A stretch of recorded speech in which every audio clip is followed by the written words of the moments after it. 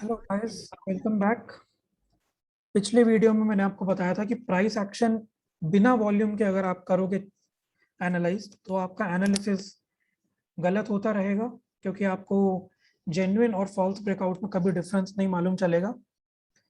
In this particular video मैं आपको ये बताऊंगा, जो मैंने आपको प्रॉमिस किया था पिछले वीडियो में, कि वॉल्यूम को देख के हम कैसे बता सकते हैं कि मार्केट गिरने वाली है या बढ़ने वाली है, या अगर गिर रही है तो कहाँ रुकेगी, या बढ़ रही है तो कहाँ पे जाके अभी रिवर्स होगी, या अगर हम एक स्टॉक के अंदर पैसा लगा रहे हैं तो हमें उससे निकल जाना चाहिए या फर्दर होल्ड करना चाहिए।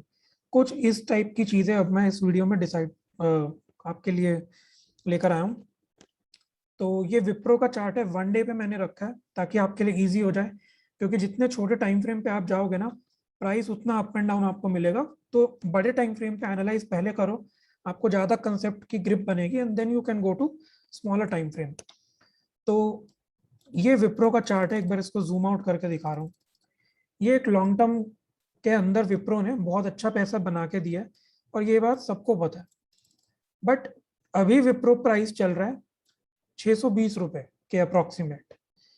क्या ये सही प्राइस है पैसा लगाने का, या ये सही प्राइस नहीं है? अब हमारे अंदर हमेशा डर आता है कि मैंने अगर इन्वेस्टमेंट किया और मेरा पैसा यहाँ से गिर गया, then what I will do.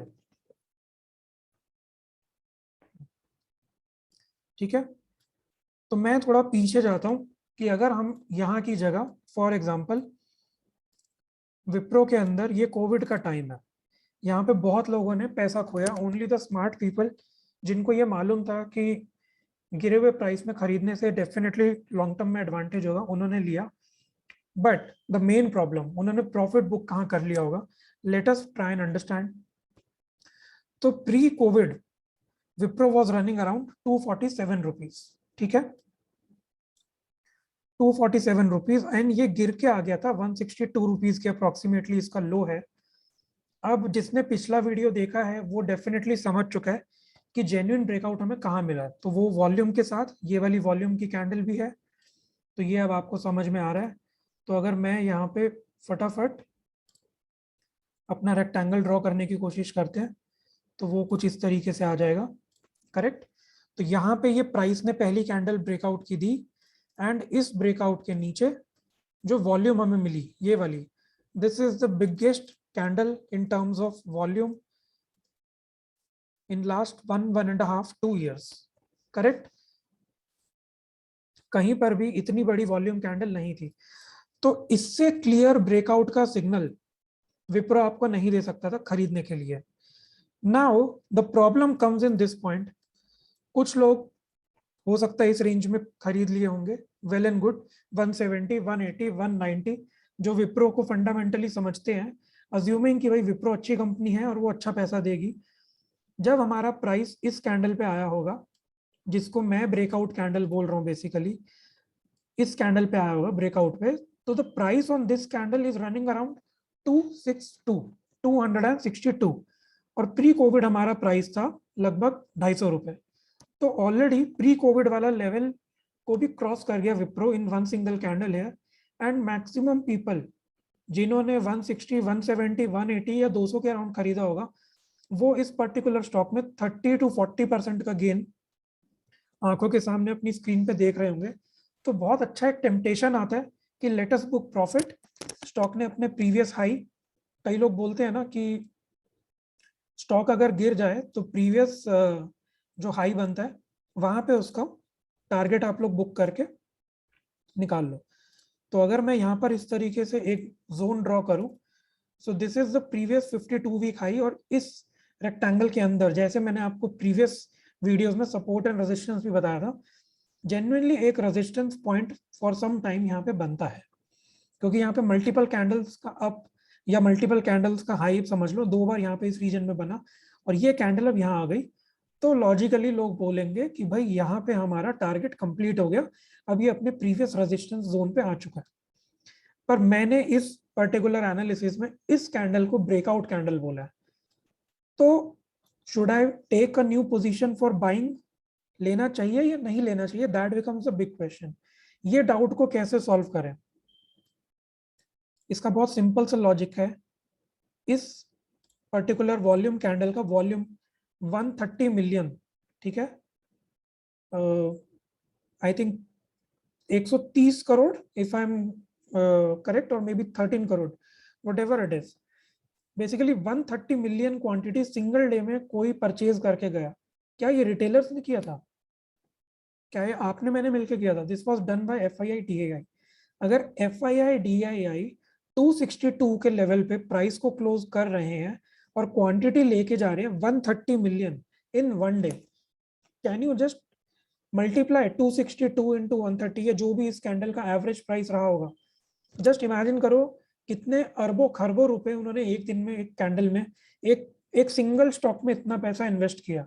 तो क्या वो आधा 1%, 2% प्रॉफिट के लिए इस पर्टिकुलर स्टॉक में आए होंगे? 5%, 10%? नेवर। वो हमेशा लॉन्ग टर्म सोचते हैं। एंड अगर इस प्राइस पे इतना पैसा पंप किया गया तो स्टॉक को कम से कम 30, 40, 50% का प्रॉफिट उनको कमा के देना पड़ेगा, बिकॉज वो ही सारा रिस्क ले रहे हैं, सारा पैसा वो ही डाल रहे हैं। हम रिटेलर लोग 50 क्वांटिटी, 100 क्वांटिटी, 500 क्वांटिटी ले सकते हैं, 1000 क्वांटिटी ले सकते हैं, लेकिन अगर हम लोग एक स्टॉक में 1000 क्वांटिटी ले रहे हैं ना, तो समझ लेना हमारे पास शायद पोर्टफोलियो में एक ही स्टॉक है। करेक्ट, लॉजिकल बात है। सो जस्ट इमेजिन अगर इतना वॉल्यूम एक कैंडल पे आ रहा है और हमारी बाइंग लकीली फंडामेंटली एनालिसिस के बेसिस पे अगर यहाँ पे लोअर प्राइसेस पे थी, तो this was not the point to exit, this was the point to be very happy कि हमारी परचेज उनसे भी लोअर प्राइस पे है and they are purchasing at रफली एट अ प्राइस ऑफ 250, 260। तो ये स्टॉक तो अब भागना चाहिए। And just look at it, price मैंने आपको ऑलरेडी बताया, this is sitting right now around 620। वहां से लगभग लगभग ये स्टॉक अब ट्रिपल होने वाला है, 2.5 टाइम्स तो हो ही गया।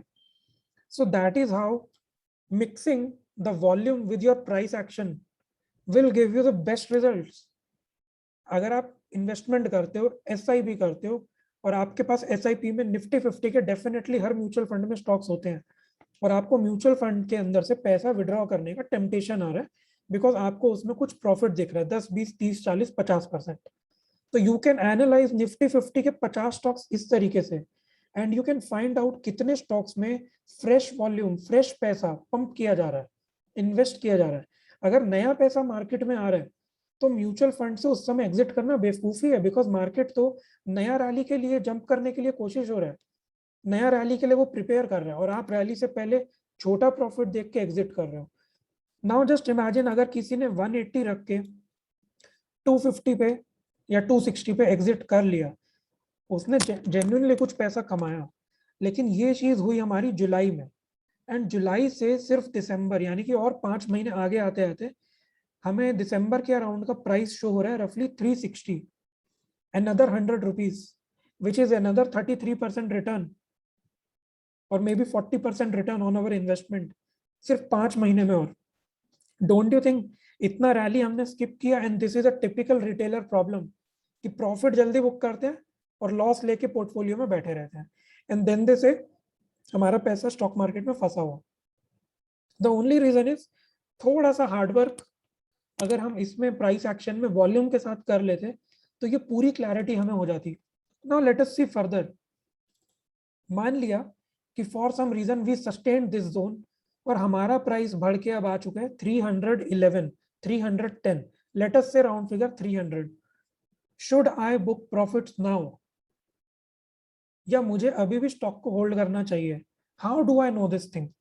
इसको जूम करो और यहां पे देखो, ये पूरा जो रीजन है, यहाँ पे वॉल्यूम्स देखो, छोटी छोटी कैंडल्स। मैंने आपको प्रीवियस वीडियो में बताया था law of effort versus result. अगर वॉल्यूम आएगी नीचे से तो वो प्राइस में रिफ्लेक्ट होनी चाहिए, तो जेन्युइन है। और अगर प्राइस इस तरीके से भाग रहा है, ये लंबी ग्रीन कैंडल, तो उसके नीचे वॉल्यूम होनी चाहिए बड़ी। ये दोनों प्रोपोर्शनल है। अगर ये वाला प्राइस भाग रहा है और इसके नीचे कंपैरेटिवली अबव एवरेज वॉल्यूम नहीं है, तो दिस इज फॉल्स, वो आने वाले दिनों में गिर जाएगा। जैसे कि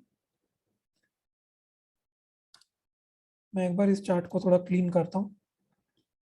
यहाँ पे एक कैंडल है ये वाली, इस कैंडल की वॉल्यूम है ये वाली, ये कैंडल की वॉल्यूम इसके लेफ्ट वाली कैंडल्स के कंपैरिजन में अगर मैं एक वॉल्यूम के ऊपर एक एवरेज ड्रॉ करूं तो यहाँ पे समथिंग लाइक दिस ऐसे है, और ये वॉल्यूम अबव एवरेज है। पर क्या ये सेम चीज यहाँ पे इस कैंडल में आ रही है? ये कैंडल तो बहुत छोटी है, अबव एवरेज। तो हुआ क्या, प्राइस देखो रेंज बाउंड पड़ा रहा, यानी कि यहाँ पे किसी ने बल्क में बाय तो कर लिया, बट मार्केट में ना करके शायद बल्क डील के थ्रू कर लिया, करेक्ट, क्योंकि प्राइस में वो चीज इस कैंडल पे रिफ्लेक्ट नहीं हुई। तो हमारा जो ब्रेकआउट आना चाहिए था वो नहीं आया, और 1 से 1.5 महीने तक प्राइस हमारा रेंज बाउंड उसी रेंज में 2-4% अप एंड डाउन करता रहा। That is the problem. अब आप यहाँ देखो, यहाँ पे कंपैरेटिवली इस 1.5 महीने की, प्रीवियस 1.5 से 2 महीने की सबसे बड़ी ग्रीन कैंडल, पहली बड़ी ग्रीन कैंडल इस कैंडल पे हमारे को मिली, और इसके नीचे की वॉल्यूम देखो ये वाली, ये वॉल्यूम कैंडल भी पिछले 1 से 1.5 महीने की सबसे बड़ी वॉल्यूम कैंडल मिली। यानी कि जैसे ही अबव एवरेज वॉल्यूम आई, और वो चीज प्राइस में भी रिफ्लेक्ट हो रही है कि प्राइस भी डेफिनेटली उसके अकॉर्डिंगली बढ़ा हुआ है। तो क्या हुआ आने वाले दिनों में, स्टॉक कहाँ चला गया? This is a price of 293, price आप इधर देख लो 293, और आने वाले दिनों में price has reached 374, which is more than 20% of return in a period of 1 month, in approximately 20 to 25 working days. तो अगर आप प्राइस एक्शन के अंदर वॉल्यूम को ऐड करो, I hope you are able to realise, you are able to find the logic, you are able to understand this concept. Price action के अंदर बहुत मैनिपुलेशन है, बट अगर आप वॉल्यूम से उसको कंबाइन करो तो आपको समझ में आएगा कि प्राइस एक्शन जो भी बन रहा है वो जेन्युइन है या रिटेलर्स को ट्रैप कर रहा है। So this is what I wanted to show you. अभी थोड़ा और आगे चलते हैं।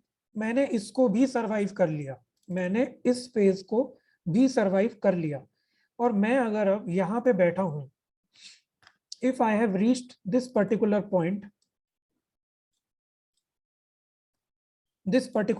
और यहाँ पे इतनी बड़ी वॉल्यूम कैंडल मुझे दिख रही है, तो doesn't it give me more confidence कि जिस स्टॉक में मेरा पैसा लगा है वहां पे नया पैसा और आ रहा है?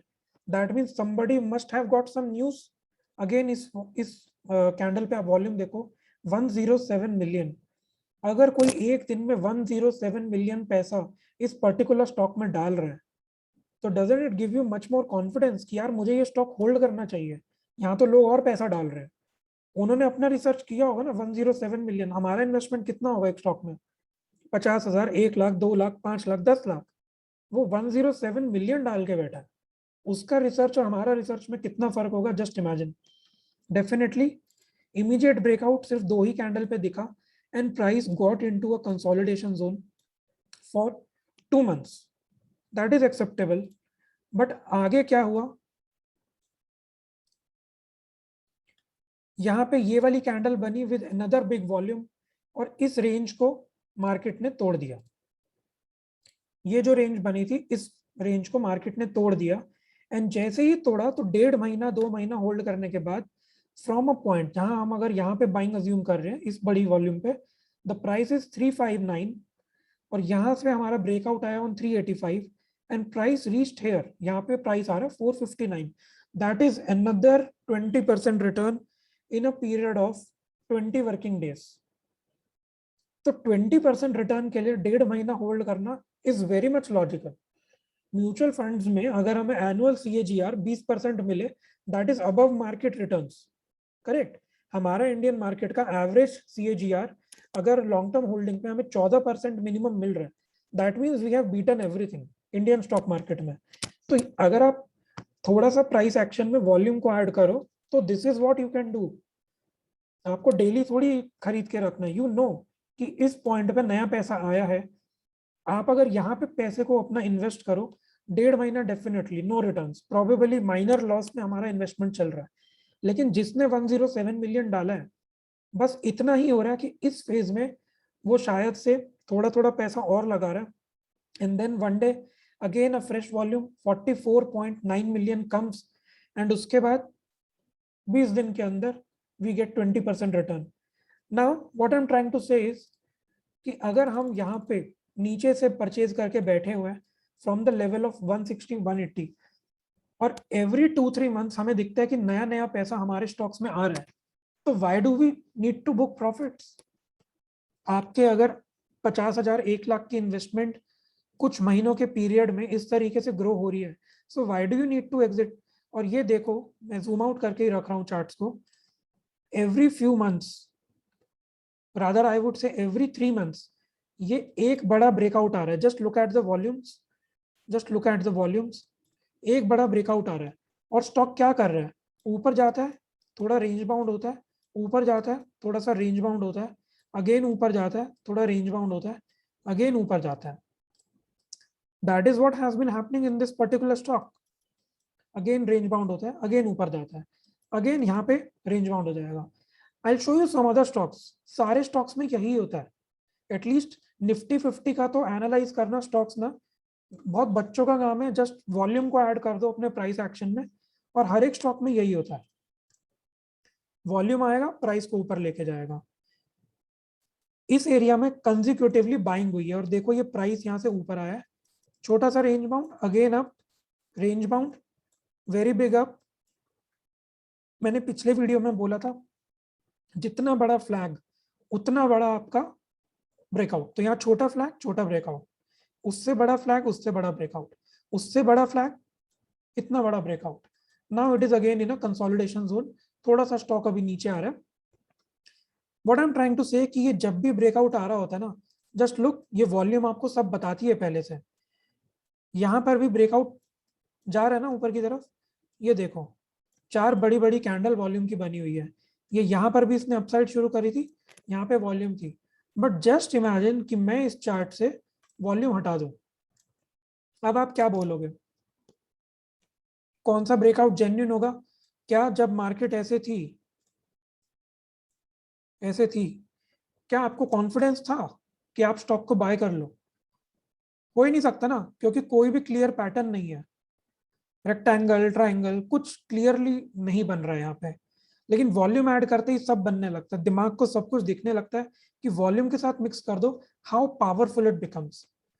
अगर मैंने बाय चांस फंडामेंटल एनालिसिस के बेसिस पे कि SBI one of the biggest banks है हमारी कंट्री में, खरीद लिया 190 के अराउंड, तो 250 आते ही मैं बेच भी दूंगा। करेक्ट? क्योंकि हमारा जो प्लेन प्राइस एनालिसिस हमको सिखाता है, वो बोलेगा कि यहाँ पे एक रेजिस्टेंस है, ये प्रीवियस इसका टॉप था, एग्जिट कर दो। और अगर मैं इसको सरवाइव कर भी गया तो देन यहाँ पे एक रेजिस्टेंस है, यहाँ पे मल्टीपल टाइम्स इसने एक लो बनाया था, तो this will act as a resistance, यहाँ पे इसको एग्जिट कर दो तो 300। और अगर मैंने 190 खरीदा है तो I am getting 50% profit. Very logical actually to book profit.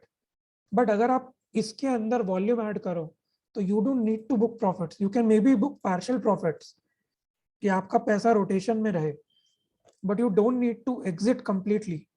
Because उसके बाद यहां पर आपको दिखेंगी ये बड़ी बड़ी वॉल्यूम वाली candles. Look at this region, look at this region, जहां पे हम पहले प्रॉफिट बुकिंग की बात कर रहे थे, वो एक्चुअली फ्रेश ब्रेकआउट का एरिया था, और यहाँ से स्टॉक भागा है। अब जिसको हम वापस रेजिस्टेंस बोल रहे हैं, वो एक्चुअली यहाँ पे फ्रेश ब्रेकआउट का रीजन है। And look at this, stock again भागा है, और आगे चलो बार बार यही होता है। This will be our technical analysis कि ये प्रीवियस हाई था, अगर आपने यहाँ बाय किया, यहाँ पे एग्जिट कर दो, ये रेजिस्टेंस है। But this was again a fresh breakout, और स्टॉक 406 के लेवल से again it has come to a price point of 435, that is again another 8 to 10% profit. So that is how powerful this concept of adding volume with price action is. I definitely hope ये examples देख के आपको काफी information मिल रही होगी। Please like this video, subscribe the channel and do let me know in comments आपको कैसा लगा। And I will be making many more things. एक ही concept को मैं थोड़ा सा depth में लेके जा रहा हूँ, because वो 2-2 मिनट के अंदर आपको कुछ समझ नहीं आएगा and you won't be able to once again implement. But I really want कि आप लोग भी पैसा कमाओ यार, मार्केट में अनलिमिटेड पैसा है मार्केट में। आधी इंफॉर्मेशन के साथ पैसा बनने वाला नहीं है। That is why I am dedicating so much time on concepts and real आपको दिखा रहा हूँ चार्ट्स के अंदर। तो अगले वीडियो में एक बहुत इंटरेस्टिंग नया कंसेप्ट फिर से मैं लेकर आऊंगा।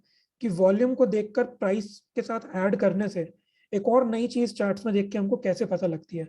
सो in this video I have covered one topic, that is volume देख के हमें पता लगता है कि हमें एक स्टॉक से एग्जिट लेनी है या नहीं.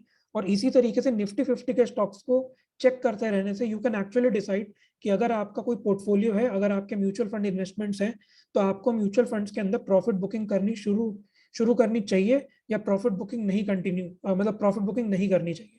सो that is how important volume is. चलो bye bye for this video and मिलेंगे अगले वीडियो में.